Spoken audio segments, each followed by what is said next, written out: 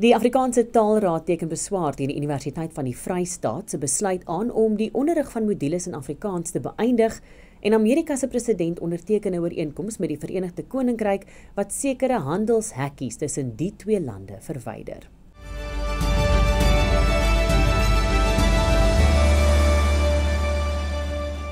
Dis 17 Junie, baie welkom by die Afrikaanse nuus.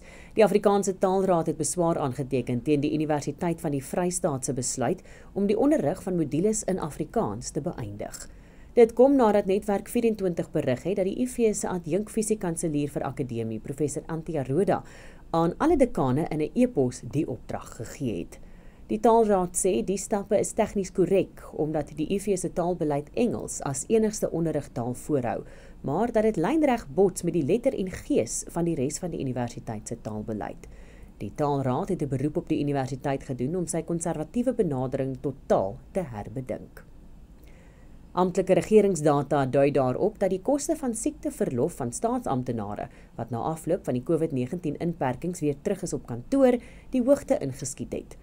Nadat daar 8 miljard rand in 2020 aan siekteverlof bestee is en 8,2 miljard rand in 2021, het dit tot meer as 11 miljard rand in 2022 gestyg, toe die inperkings in geheel opgehef is. In 2023 het dit effe teruggesak na 10,1 miljard rand. Nasionale staatsdepartemente, wat die meeste amptenare in diens het die meeste geld in 2023 hieraan spandeer, naamlik 3,1 miljard rand. Staatsdepartemente in Gauteng het 1,4 miljard rand in siekteverlof gekos, gevolg deur 1,3 miljard rand in KwaZulu-Natal. Die VN se Wêreldvoedselprogram, die WFP, en die Voedsel- en Landbouorganisasie, die FAO, sê in sy halfjaarverslag oor hongerbrandpunte dat talle Afrika-lande van die lys verwyder is. Lande soos Ethiopië, Kenia, Lesotho, Malawi, Mosambiek, Namibië, Niger, Zambië en Zimbabwe is van die lys verwyder nadat plaaslike weerstoestande tot 'n beter oeskatting gelei het. Die FAO en WFP waarsku egter dat die verwagte oeste nog in die weegskaal is en dat voedselsekerheid in gedrang kan kom indien weerstoestande vererger. Droogtoestande in die lande is toegeskryf aan verlede jaar se versengende El Niño weerverskynsel.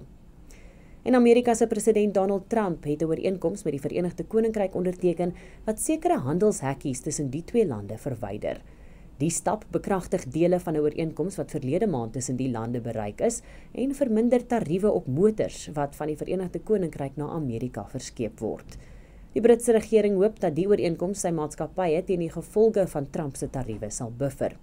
Die ooreenkoms sluit egter steeds 'n 10% heffing op die meeste Britse goedere in, insluitend motors, en die verwagte verwydering van heffings op staalinvoere het ook nog nie ter sprake gekom nie.